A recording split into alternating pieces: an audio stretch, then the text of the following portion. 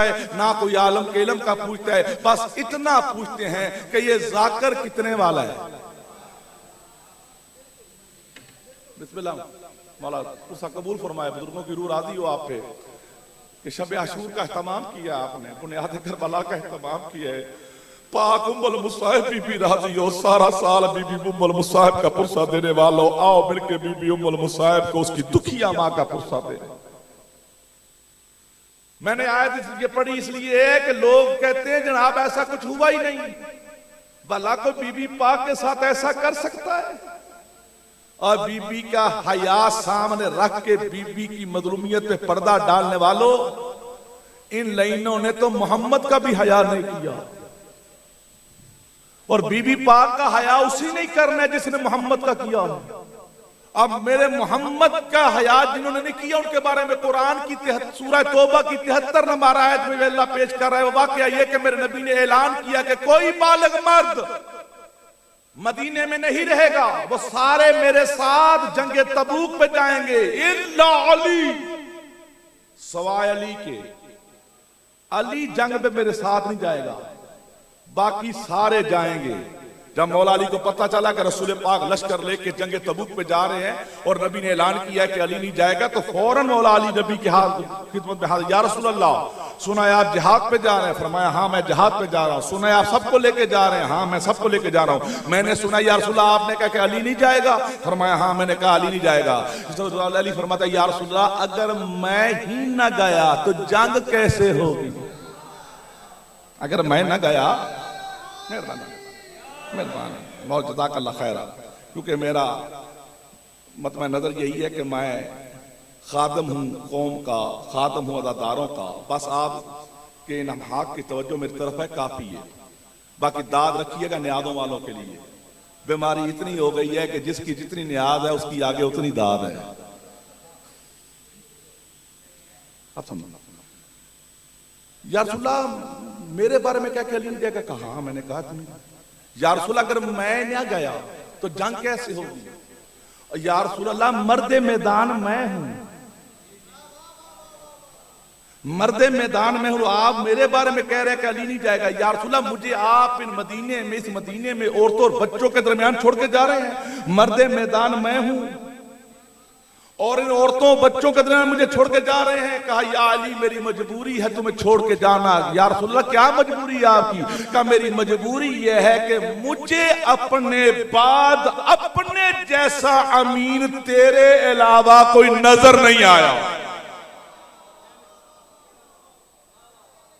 तुझे यहां रख के जाने की वजह यह है कि मुझे मेरे बाद मेरे जैसा अमीन तेरे अलावा कोई नजर नहीं आया।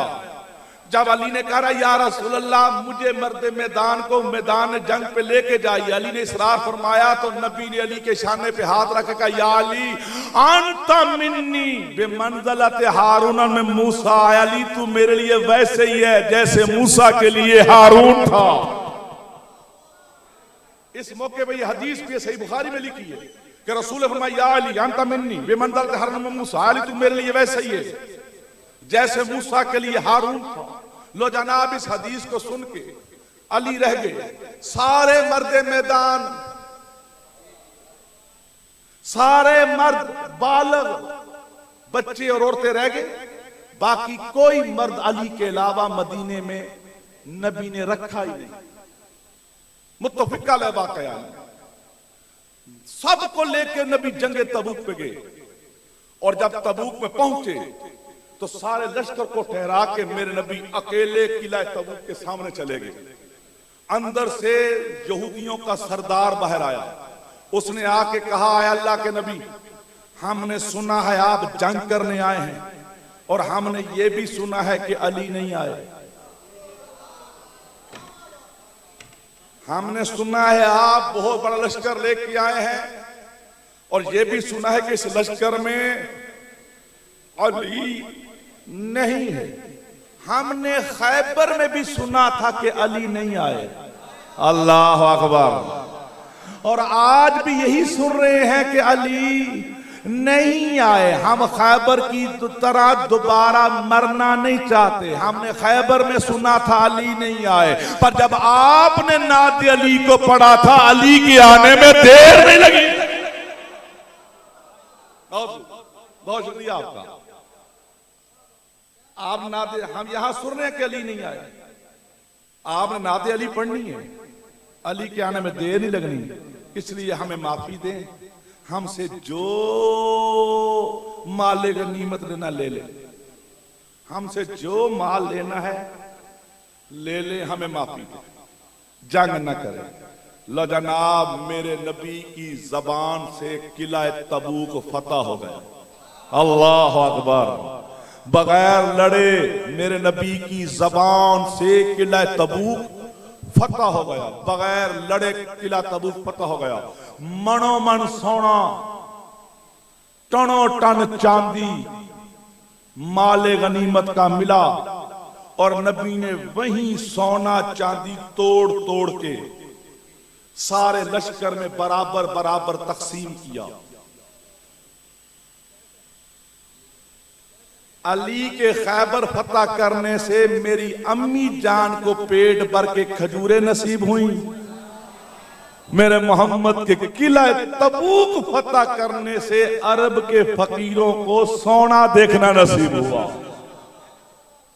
वो मनोमन सोना टनो टन चांदी नबी ने बराबर बराबर सारों में तकसीम किए। अली नहीं आए, अली नहीं आए ना, अली तबूक में गए नहीं, अली आए नहीं, अली थे नहीं, अली वहां नहीं थे, अली नहीं गए ना। अब मुझे बताते जाओ, अली गए थे, अली वहां थे, अली वहां आए, अली ना गए ना थे ना वहां आए, पर मेरे मोहम्मद ने अली का हिस्सा निकाल के तुम्हें यही तो बताया है कि अली ना भी हो फिर भी अली है।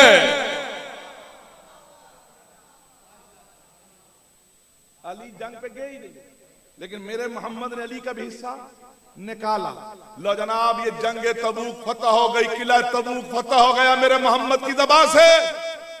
मनमन सोना टनो टन चांदी माले गनीमत का सारे मुजाहिदों में बराबर बराबर तकसीम हो गया। और जब वहां से वापस आ रहे थे, वो लश्कर इस्लाम का था, सारे मुजाहिदीन इस्लाम थे, सारे सहाबा थे।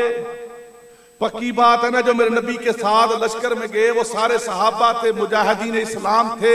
तबूक से वापसी पर उसी लश्कर इस्लाम में मौजूद कुछ मुसलमानों ने आपस में मंसूबा बनाया कि अली नहीं आए। लोग कहते हैं कि भला कोई आले नबी पे कोई जुल्म कर सकता है? भला बीबी फातिमा पे कोई इतना जुल्म कर सकता है? ये तो शियों को रोने का बहाना मिला हुआ है, इन्होंने कहानियां बना रखी हैं। भला कोई नबी के औलाद के साथ कोई इतना जुल्म? सुनो, नबी की औलाद तो नबी की औलाद है। नबी का कलमा पढ़ के नबी के हाथों से माले गनीमत लेके लोग मेरे मोहम्मद के कत्ल का इरादा कर रहे हैं। 10 बंदों ने, कुछ बंदों ने मिलकर मंसूबा बनाया कि अली नहीं आए, क्यों ना हम पहाड़ की चोटी पे चढ़ के बैठ जाएं, और जैसे पाक मोहम्मद पहाड़ी के नीचे से गुजरे तो हम ऊपर से एक बड़ा सा पत्थर नीचे फेंकेंगे, जिस पत्थर के नीचे आके पाक मोहम्मद शहीद हो जाएंगे और सारे का सारा दीन खत्म हो जाएगा। ये मंसूबा काफिरों ने नहीं, मुसलमानों ने बनाया। ये मंसूबा मेरे मोहम्मद मुस्तफा के कत्ल का यहूदियों ने नहीं, मेरे मोहम्मद के हाथों पे कलमा पढ़ने वालों ने बनाया। सूरह तौबा की 73 नंबर आयत की तशरीह पढ़ रहा हूं, मुत्तफिक का वाकया है ये कि उन्हीं मुसलमानों ने मेरे मोहम्मद के कत्ल का इरादा किया और पहाड़ी पे चढ़ के बैठ गए। और मेरे पाक मोहम्मद जब लश्कर लेके आ रहे थे ना, तो सामने वही पहाड़ी आ गई। तो मेरे मोहम्मद ने हिकमत इलाहिया के तहत, मेहरबानी पाक, मैं ताड़ा कोई कसूर नहीं, कसूर मेरा, जिन्नी मेरी न्यादे उन्नी मेरी दादे। नारे हैदरी। अब मेरे मोहम्मद पहाड़ी पे बंदे चढ़ के बैठ गए। जैसे पहाड़ी सामने आई तो मेरे पाक नबी ने हिकमत इलाहिया के तहत ऐलान किया कि तुम सारे उसी रास्ते से जाओ जिस रास्ते से हम आए थे। मैं और मेरे साथ हुज़ैफा यमानी तू और अम्मार यासर तू, तुम दोनों मेरे साथ पहाड़ी के ऊपर से आओ। अल्लाह अकबर, जो समझ रहे हो उनकी मेहरबानी आती। सारे लश्कर से कहा जिधर से आए हैं ना उधर से ही जाओ। मैं मेरे साथ हुज़ैफा यमानी और अम्मार यासर, तुम मेरे साथ पहाड़ी के ऊपर से आओ। सारे लश्कर को नबी ने नीचे से ही भेजा जिधर से आए थे, और हुज़ैफा और अम्मार को लेके नबी पहाड़ी के ऊपर से आए। हुज़ैफा यमानी रज़ी अल्लाह ताला अन्हु ने मेरे नबी के ऊंटनी की महार पकड़ी, वो आगे आगे थे। अम्मार यासर मेरे नबी की ऊंटनी के पीछे पीछे थे। रात का वक्त था, चांद नहीं निकला था, गुप्त अंधेरा था, हाथ को हाथ दिखाई नहीं दे रहा था। पर मेरे मोहम्मद हुज़ैफा और अम्मार के साथ सफर जारी रखे पहाड़ी पे चढ़ रहे थे। जैसे पहाड़ी की चोटी पे पहुंचे तो क्योंकि हुज़ैफा यमानी आगे थे तो अचानक बिजली चमकी, और बिजली की चमक में हुज़ैफा यमानी को पहाड़ की चोटी पे कोई निकाब पोश नजर आया। अल्लाह अकबर, मैं कुछ कह गया। बिस्मिल्लाह बिस्मिल्लाह। सरकार आ गए, इनकी आमद का इंतजार था।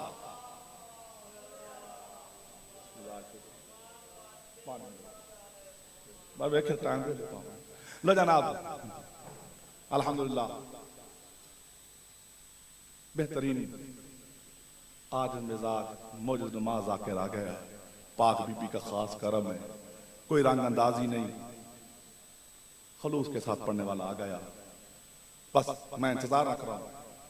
बिजली चमकी पहाड़ की चोटी पे तो हुज़ैफा को निकाब पोश नजर आए। रात के अंधेरे में अचानक बंदे नजर आए। हुज़ैफा घबरा गए। घबराहट में हुज़ैफा ने अपनी छड़ी उनके ऊंटों के मुंह पे मारी, जिससे उनके ऊंट बिदक गए। वो सारे के सारे भाग गए क्योंकि बिजली चमकी थी, अंधेरा था। यकदम बिजली चमकी, अचानक हुज़ैफा को बंदे नजर आए। हुज़ैफा घबरा गए, उन्होंने छड़ी मारी, उनके ऊंट भाग गए। और इस घबराहट के आलम में जनाब हुज़ैफा ने पीछे देखा तो ऊंट पे नबी मुस्कुरा के कह रहे थे, हुज़ैफा क्या हुआ? तो हुज़ैफा कहते हैं, सरकार कोई निकाब पोश बंदे थे, पता नहीं कौन। नबी फरमाते पहचाने उनको, वो कौन थे? कहा नबी अल्लाह मैं नहीं पहचान सका क्योंकि उन्होंने मुंह पे ठाठे बांध रखे थे, उन्होंने निकाब चढ़ा रखे थे। हाँ नबी अल्लाह मैं उनको चेहरों से नहीं पहचान सका, लेकिन मैंने उनके ऊंटों को पहचान लिया है। यानी मुल्ज़म तो भाग गए हैं, उनकी गाड़ियों के नंबर प्लेट मैंने नोट। अब क्योंकि हुज़ैफा यमानी ने ऊंट पहचान लिए थे, इसलिए हुज़ैफा को नबी ने बोला, हुज़ैफा ये जो बंदे थे ना, ये मुझे यहां मारने आए थे, ये मुझे यहां कत्ल करने आए थे। अब क्योंकि तूने ऊंट पहचान लिए, इसलिए सुन, ये फलां था, फलाना था, फलाना था, फलाना था, फलाना था, फलाना था, फलाना था, फलाना था, फलाना था, फलाना 10 फलाने फलानों के नाम अल्लाह के नबी ने हुज़ैफा को बताए और बता के कहा, हुज़ैफा ये नाम मैं तुम्हें बता रहा हूं, अब तूने ये नाम किसी को आगे नहीं बताने। अब इसलिए लक़ब है जनाब हुज़ैफा यमानी का, सिर नबी, राजदार नबी। उन मुनाफिकों के नाम, अपने कातलों के नाम मेरे मोहम्मद ने हुज़ैफा इसको इसलिए बताया क्योंकि उसने ऊंट पहचान लिए थे। अब नबी ने गलत फहमी हुज़ैफा की दूर करने के लिए, क्योंकि अक्सर मुल्ज़मान चोरी की गाड़ियों पे आए होते हैं, तो नबी ने कहा ऊंट तूने पहचान लिया, अब सुन फला फला फला फला फला। ये 10 नाम नबी ने बताए हैं। ये 10 मुसलमान थे जो मेरे मोहम्मद को कत्ल करने के लिए पहाड़ी पे चढ़ गए।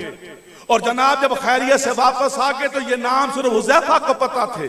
अब वो कौन कौन थे, हुज़ैफा ने ये नाम आगे किसी को नहीं बताए, लेकिन एक बंदा हर रोज 5 टाइम हुज़ैफा यमानी के साथ खड़ा होकर नमाज पढ़ता और हर नमाज के बाद हर रोज हुज़ैफा से बड़े एहतराम से मुसाफा करके कहता, हुज़ैफा भैया ये जो नबी ने तुम्हें 10 नाम बताए थे उन नामों में मेरा नाम तो नहीं।